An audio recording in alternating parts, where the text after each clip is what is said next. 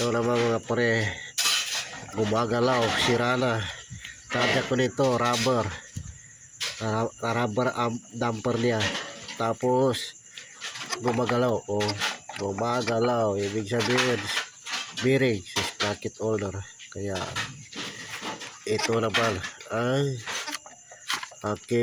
ayusin, tatrabawin ngayon. Wala na.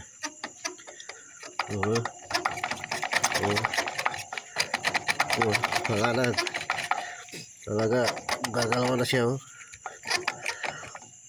Yan.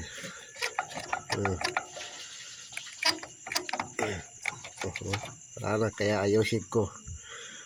Kaya tara.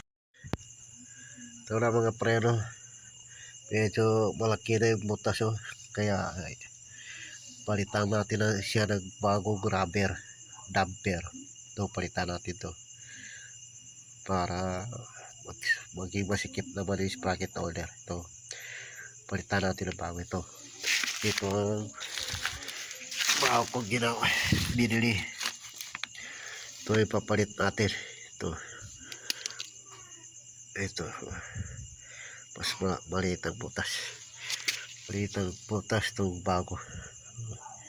Ito magkaiba. Kaya ito palitan natin ang bago. Ito papalit natin. Apat to. 1, 2, 3, 4. Kaya tama ito. Apat din. Ito, apat din itong pinili ko na rubber damper. Sa pa mga pre, dito problema.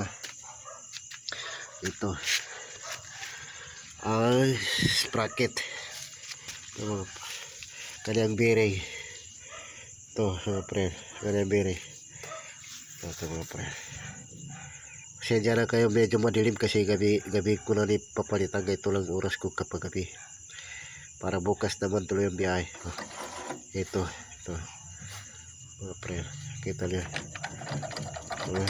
medyo maluwag na itong bearing niya, kaya palitan ko rin itong bearing. Kaya nagbili na ako ng bagong bearing. Kaya ito, alis natin.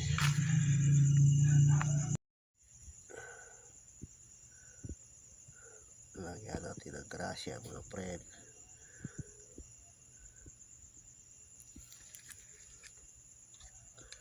para matagal ang bearing.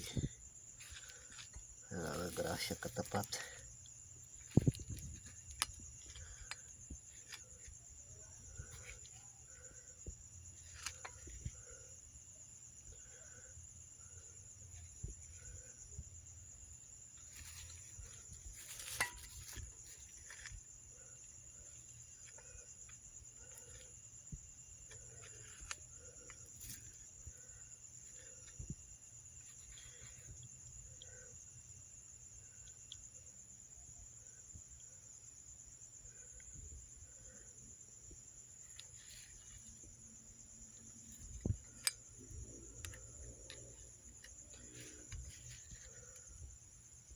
Para matagal ang bearing.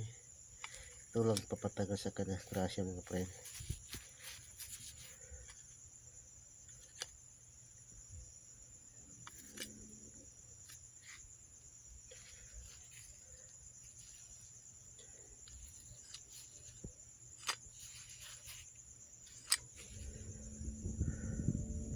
Kaya balik natin mga friend para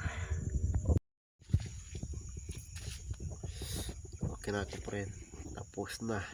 May kit na siya friend. Hindi na siya basta gumagaw. May kit na mga friend. Wala na. Ayos na niya mga friend. Ayos na. Ayan friend. May kit. Tamang tansya ko. Rubber damper at saka bearing sprocket holder ang nasira. Kaya okay na. Mag-fit na. Kaya pwede na ibiyahe. Okay. Thank you very much.